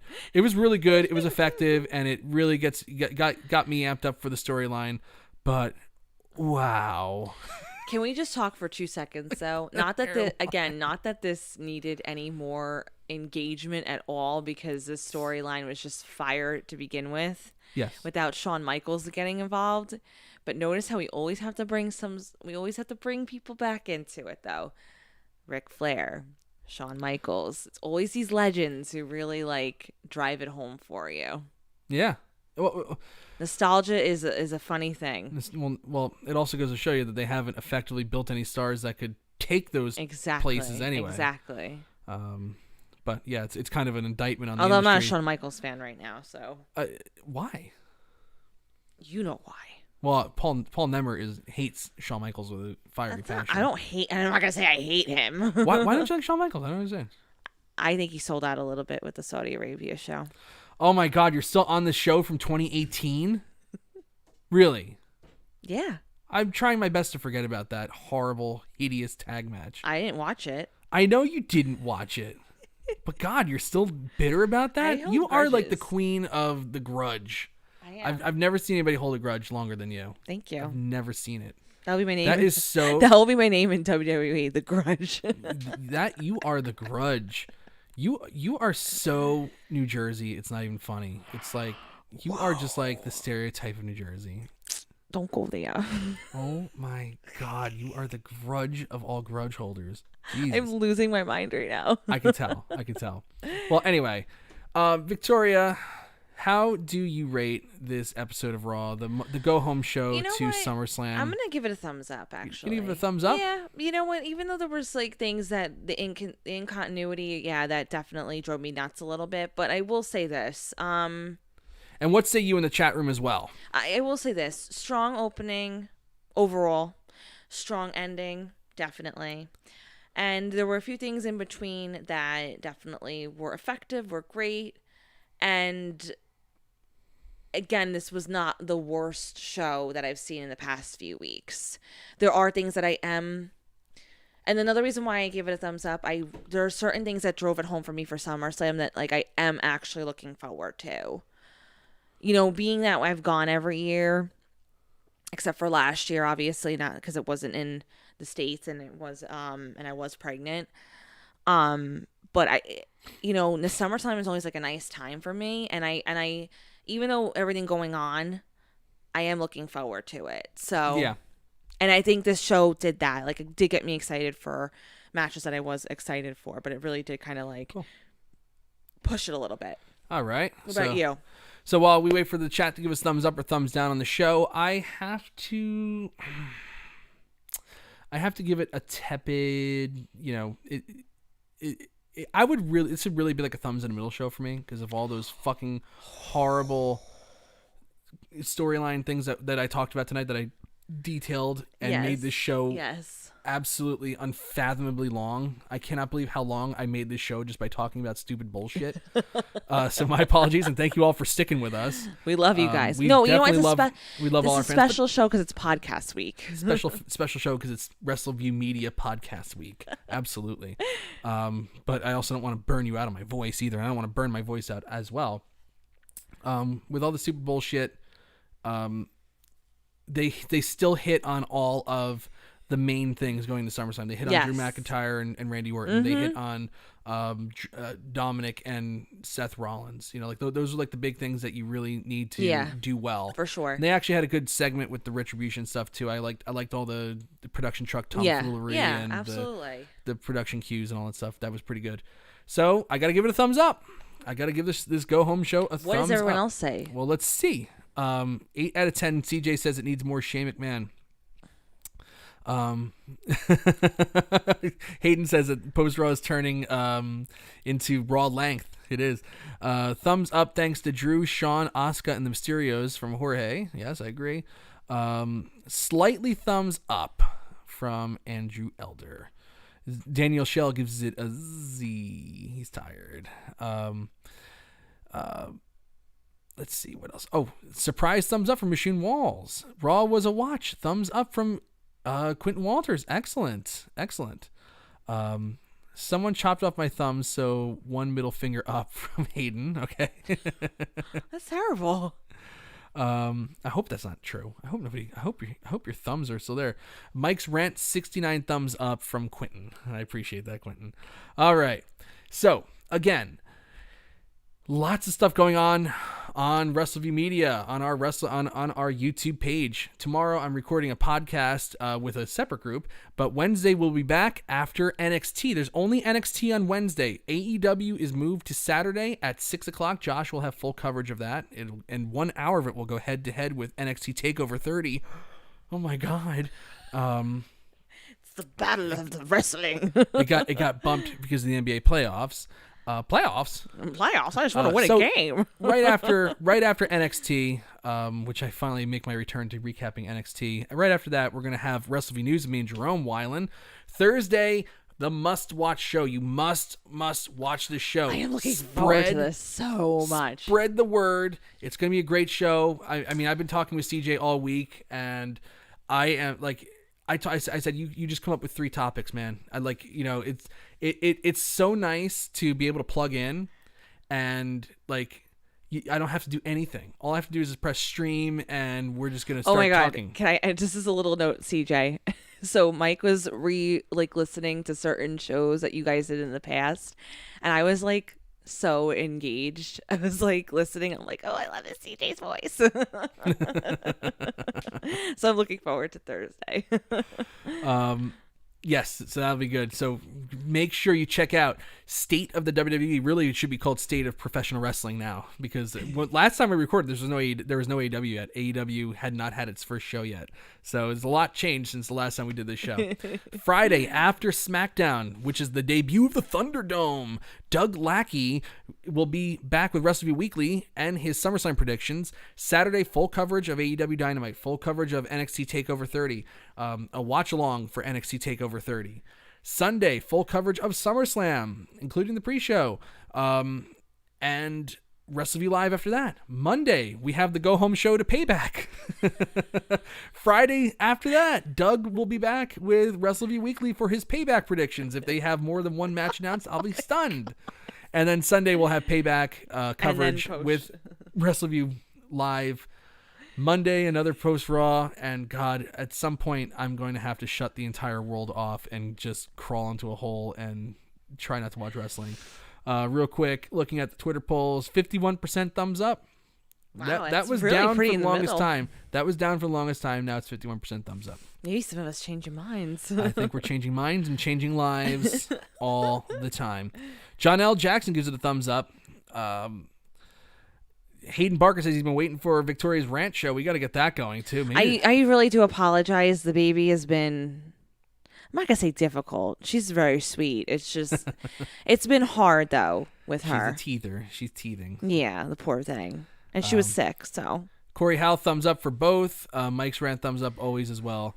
Cool. All right. So next week, Post Raw will be in the Thunderdome, so make sure you check that out. I'm Mike Tedesco, the editor-in-chief of Wrestleview.com. And I'm Victoria Tedesco, Liliana Tedesco's mother. See you on Wednesday, see you on Thursday, Friday, Saturday, Sunday. We got a lot of stuff coming up. Check it out. Support the channel. Talk to you soon. Bye, guys.